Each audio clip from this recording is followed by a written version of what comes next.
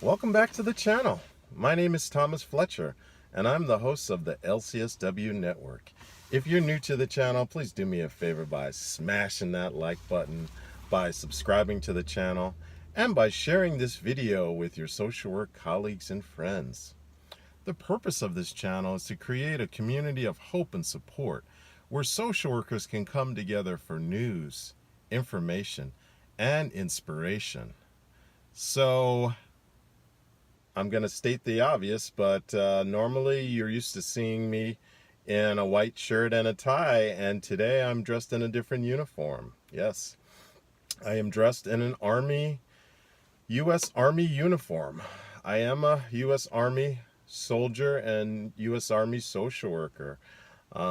Just a quick disclaimer, this video is not being promoted or supported by the U.S. Army, by the Department of Defense, by the National Guard Bureau. The opinions stated in this video are mine alone. So with that, I wanted to provide an introductory video on military social work.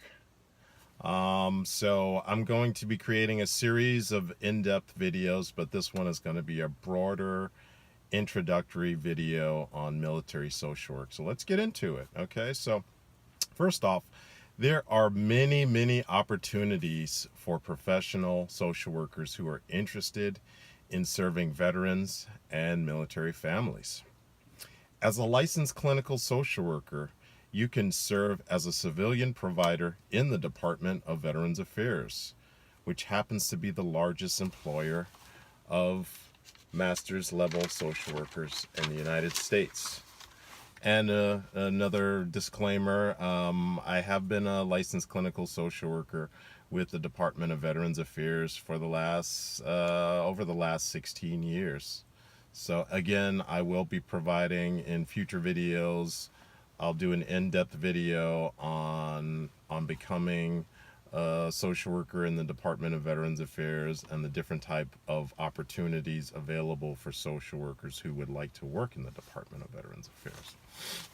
But other civilian positions in the U.S. government include working as a social worker for the Department of the Navy, the Department of the Air Force, and the Department of the Army.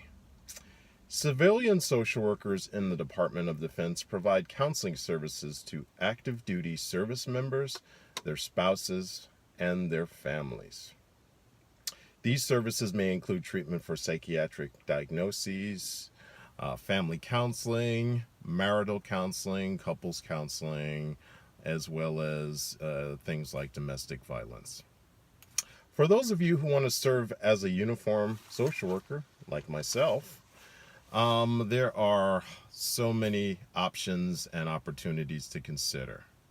Let's start with the Army. So while Army social workers have served as commissioned officers since July 1945, social workers have a proud history of assisting soldiers since World War I as American Red Cross employees. So as an Army social worker, you can serve in 3 different capacities. The first capacity is serving in the active component or the active duty, which means you will serve as a full-time military officer. The second capacity that you can serve as an Army social worker is in the Army Reserve, which is one of the reserve components, which means you will be serving as a part-time military officer. The third one, the one that I belong to, is the Army National Guard, which is another part of the reserve component. So I've been serving in the Army National Guard in California as a licensed clinical social worker, behavioral health officer for the past 9 years. And again, I will make a separate video about that experience. For those of you who maybe your family is not Army, maybe your family is Navy. So for those of you who'd like to serve in the Navy, there are uniform social work opportunities for both active duty and reserve. And I'll share some personal experience related to this So before I joined the Army National Guard, I had actually looked at joining the Navy Reserve in Southern California. And I spoke to a Navy recruiter, and they told me that the Navy Reserve positions for social workers are usually reserved for social workers that are leaving active duty and that are transitioning into the Navy Reserve. So that means they're very competitive. So just putting that out there, okay? And you won't find that, you generally won't find that on any website. So I just wanted to share that little personal anecdote. But let's say you start in the Navy active duty as a social worker, and maybe you serve 4 years, maybe you serve 8 years, and then maybe you're ready to maybe transition from active duty to reserve. You would definitely have an advantage being, if you started as a Navy active duty social worker, you would have the upper, advantage in competing for one of those few valued Navy Reserve social work positions.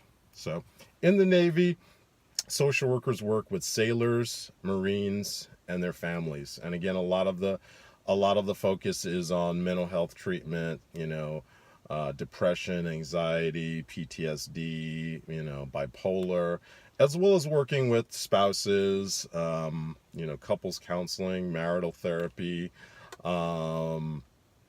counseling for the children, and doing things that social workers do.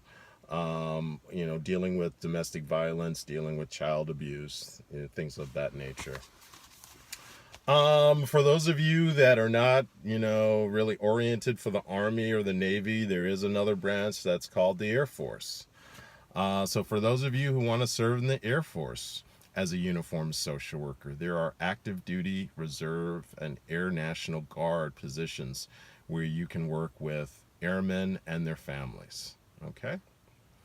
There's another branch, there's another uniformed service which is technically not a military service, but they are uniformed, and it's called the U.S. Public Health Service Commission Corps. I know that's a mouthful, guys. But every now and then, when you go on their website, you can see that they are, from time to time, they're looking for uniformed social workers, okay?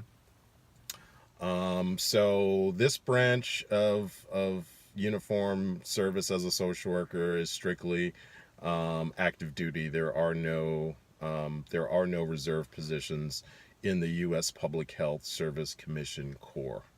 Okay, but the cool thing about working in this branch is there are active duty positions in a variety of federal agencies, including the Indian Health Service, Department of Defense, Department of Justice, and Department of Health and Human Services.